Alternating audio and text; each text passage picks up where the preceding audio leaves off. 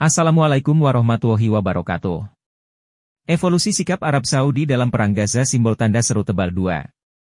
Dari netral hingga embargo senjata untuk Israel. Meskipun Arab Saudi sama sekali bukan pihak dalam perang antara Israel dan kelompok perlawanan Palestina, Hamas, kerajaan yang kaya ini hadir dalam setiap analisis geopolitik mengenai perang tersebut. Selama berbulan-bulan sebelum serangan 7 Oktober oleh Hamas dan genosida Israel di jalur Gaza, baik Israel maupun pemerintah Arab Saudi telah mengambil langkah signifikan menuju normalisasi hubungan. Arab Saudi mengatakan bahwa hubungan diplomatik dengan Israel selalu dikondisikan berdasarkan resolusi pendudukan Israel di Palestina. Namun, pemerintah Israel bersikeras bahwa kondisi seperti itu tidak pernah disyaratkan dalam perundingan yang dimediasi oleh Amerika Serikat. Dengan rasa kemenangan yang nyata, Perdana Menteri Israel Benyamin Netanyahu memegang poster pada pidatonya di Majelis Umum PBB pada 20 September, dengan mengangkat peta Timur Tengah. Berwarna hijau adalah negara-negara yang seharusnya menjadi bagian dari Timur Tengah baru yang diinginkan Netanyahu. Itu termasuk Arab Saudi. Perdamaian antara Israel dan Arab Saudi akan benar-benar menciptakan Timur Tengah yang baru, kata Netanyahu dalam pidatonya saat itu. Perdamaian seperti itu akan sangat membantu dalam mengakhiri konflik Arab-Israel. Hal ini akan mendorong negara-negara Arab lainnya untuk menormalisasi hubungan mereka dengan Israel, katanya lagi.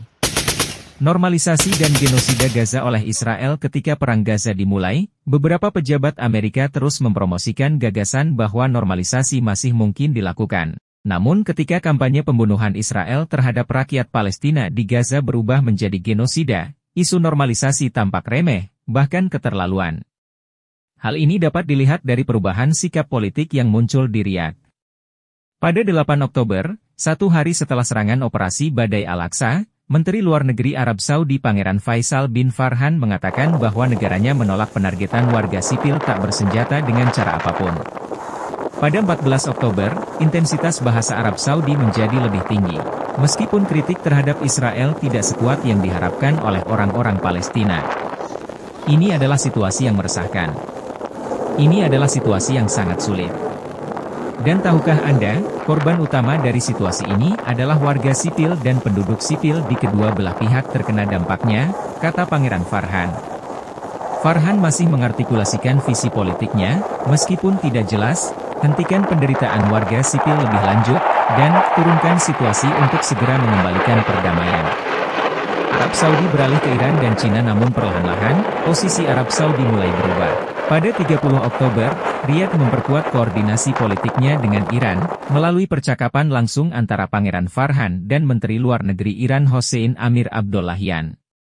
Pada 3 November, Arab Saudi mulai menjangkau aktor-aktor politik non-barat lainnya, salah satunya adalah Cina, yang telah berulang kali menantang posisi AS di Dewan Keamanan PBB dan ketegarannya dalam menolak gencatan senjata segera dan tanpa syarat di Gaza. Pada 11 November, Arab Saudi menjadi tuan rumah, tidak hanya satu konferensi darurat tetapi dua, Liga Arab dan Organisasi Negara-Negara Islam, OKI. Pangeran Farhan sendirilah yang mengartikulasikan posisi kolektif terkuat Arab dan Muslim, dengan menyatakan bahwa delegasi yang mewakili semua negara ini akan berkeliling dunia untuk mempromosikan gencatan senjata dan solidaritas dengan rakyat Palestina. Menariknya, delegasi tersebut, termasuk Pangeran Farhan, pertama-tama berangkat ke Beijing, bukan Washington, lalu Moskow, sebelum berangkat ke London untuk melakukan pembicaraan lebih lanjut. Pada saat itu, Arab Saudi tidak hanya kritis terhadap perang Israel, namun juga terhadap sekutu Israel yang, menurut putra mahkota Arab Saudi Mohammed bin Salman sendiri, telah berkontribusi pada kegagalan Dewan Keamanan dan komunitas internasional untuk mengakhiri pelanggaran mencolok Israel terhadap hukum internasional. Pada titik ini, Pangeran Farhan dipandang sebagai pemimpin diplomasi Arab melalui bahasa yang sangat berbeda dibandingkan dengan bahasa yang digunakan pada 8 Oktober.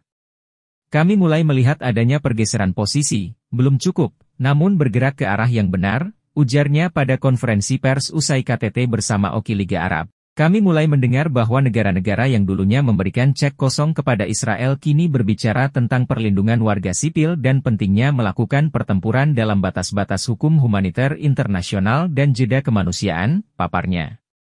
Meskipun Arab Saudi telah mengesampingkan penggunaan kekuatan ekonomi mereka untuk melakukan embargo terhadap negara-negara Barat yang mendukung dan membiayai perang Israel di Gaza, putra mahkota Mohammed bin Salman mengambil beberapa langkah lebih dekat ke posisi yang dianggap kuat.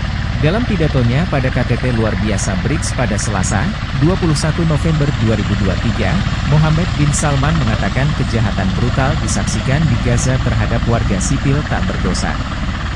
Dia menuntut komunitas internasional untuk menghentikan bencana kemanusiaan tersebut.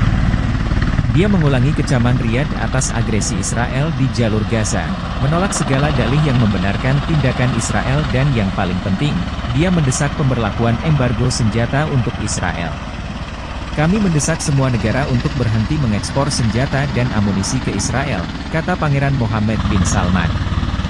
Menariknya, masuknya Israel ke Timur Tengah, dan potensi normalisasi Israel Arab Saudi, sering disebut-sebut sebagai bagian dari upaya AS untuk memperkuat keamanan sekutunya, yaitu untuk menawarkan perlindungan militer Israel kepada negara-negara Arab dalam persaingan geostrategis Timur Tengah mereka melawan Iran.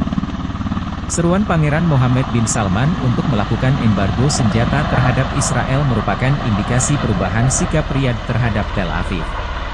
Sekian, terima kasih. Wabillahi taufik wal hidayah. Assalamualaikum warahmatullahi wabarakatuh.